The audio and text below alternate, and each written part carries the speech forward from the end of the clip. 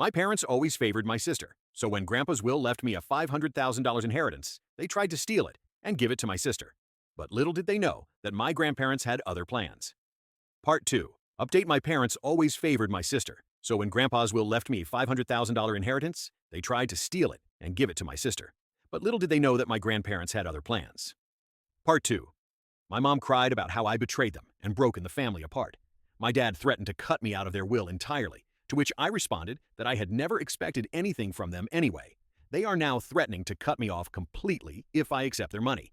My dad even went so far as to say that if I take the inheritance, I'm no longer welcome in their home.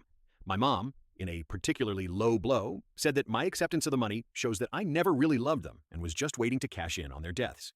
The extended family is divided on the issue. Some of my cousins are supportive, recognizing the long-standing favoritism and praising me for standing up for myself. Others think I should have just given in to keep the peace, saying that family harmony is more important than money. My dad's siblings are firmly on my side, but this has caused tension between them and my parents. Amy is caught in the middle of all this. She told me privately that she didn't ask for this and feels guilty, but she's not willing to stand up to our parents. I don't blame her entirely. She's been conditioned her whole life to rely on them and seek their. But things are still complicated with my parents. My mom is making sincere efforts to repair our relationship. She's been attending therapy regularly and has even started to acknowledge some of the harm caused by her favoritism. We've had a few one-on-one lunches where we've had some honest, though difficult conversations about our past and how we can move forward. While it's not perfect, it's progress.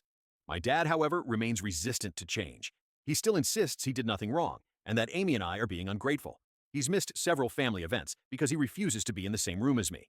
It's painful, but I'm learning to accept that I can't control his reactions or force him to see things differently. Grandma has become a rock for both Amy and me. She shared more stories about Grandpa and how proud he would be of us for standing up for ourselves. She's also been a great mediator in family conflicts, always advocating for fairness and understanding. This whole experience has taught me a lot about the true meaning of family. I've realized that sometimes the family you choose can be more supportive than the one you're born into. I've formed closer bonds with my aunts, uncles, and cousins who stood by me, and I've even developed a close-knit group of friends who have been incredibly supportive throughout this ordeal. I've also learned the importance of self-care and setting boundaries. I no longer feel guilty for prioritizing my own well-being, and I'm getting better at saying no to situations that are harmful to my mental health. I've started exploring new hobbies and interests that I had always put off because I was so focused on trying to win my parents' approval.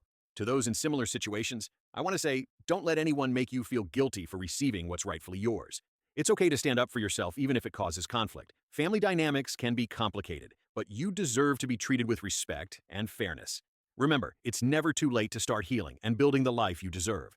Seek therapy if you need it. Surround yourself with supportive people, and don't be afraid to set boundaries. Your worth isn't determined by how your family treats you, but by who you are as a person. Thank you again to everyone who offered advice and support. It meant more than you know during a really difficult time. While the journey hasn't been easy, I'm looking forward to the future with a sense of optimism and self-assurance I haven't felt in years. I'm excited to see where this new chapter of my life will lead, and I'm committed to breaking the cycle of favoritism and creating healthier relationships in my own future family.